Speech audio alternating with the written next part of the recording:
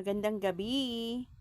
Ako si Regina, isang single parent, online seller, at mayroon akong isang anak na may special needs. It takes one big emotional event in your life. Pumayat bigla ng walang dahilan. Dapat bang ikabahala?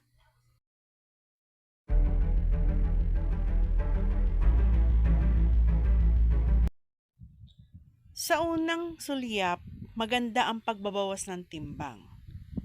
Dahil kung tutuusin, mahirap ang magbawas ng timbang. Ngunit ang katotohanan, nakakatakot ang biglang pagpayat.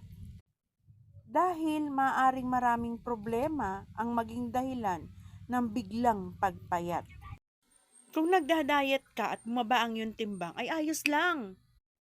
Pero, kung pumayat ka nang hindi ka naman nagda-diet, ay dapat mo nang ikabahala.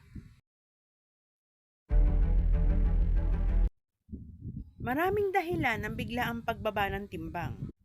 Una, kung ikaw ay may problema sa trabaho at pamilya, in short, dumadaang ka sa depression and anxiety. Yan ay nakakababa ng timbang.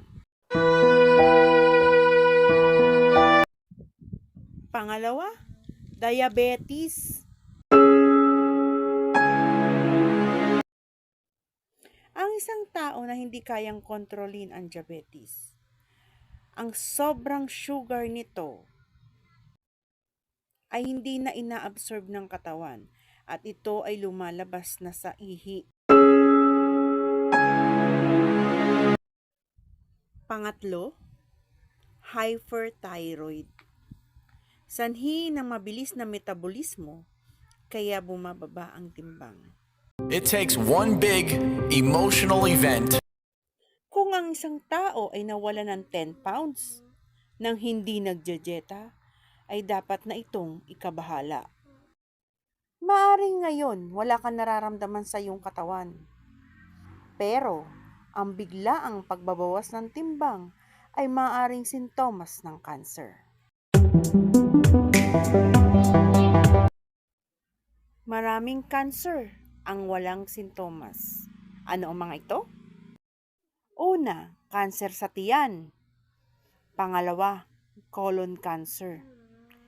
Pangatlo, liver cancer. Pang-apat, sakit sa baga.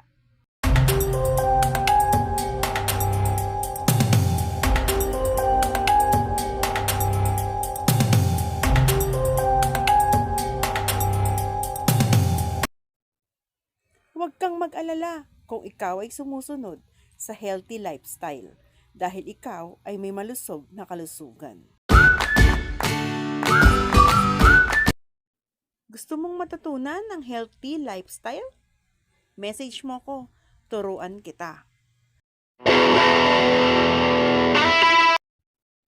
Huwag mo nang intayin na magkaroon ka pa ng karamdaman bago mo maisipan na i-message ako. Isipin mo ang iyong mga anak at mga mahal sa buhay. Hindi mo na sila maalagaan at magagabayan kapag wala ka na. Hintayin ko ang message mo. Pero bago matapos ang video na to, hihilingin ko sa'yo na like, follow, and share.